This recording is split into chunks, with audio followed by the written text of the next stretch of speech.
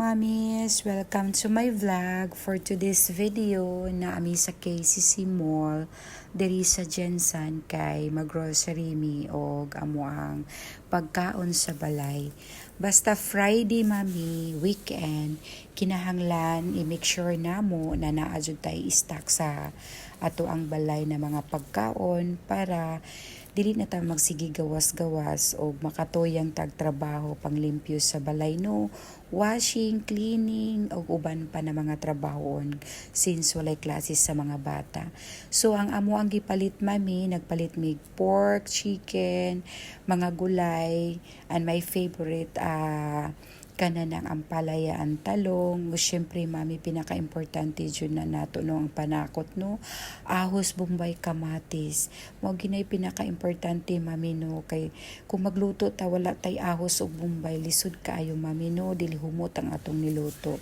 So mo na mo palit jud ta na perminti mami, kay mo na partner nato sa kitchen pag-abot sa pagluto-luto o pagkaon sa ato ang balay.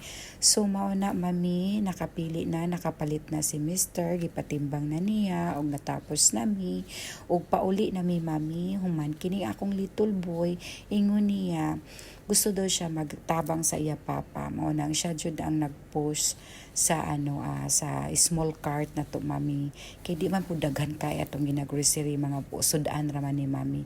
So finally na nami sa balay, human kini akong anak kay very observant.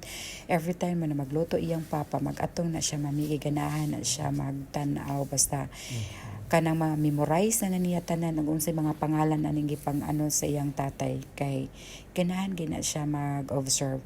So mao na mami, hapit na maluto ang karni na atay corn, na pud tay repolyo, butangan nato na mami para lami kaayo ato ang pagkaon. So naluto na, mo na ni siya.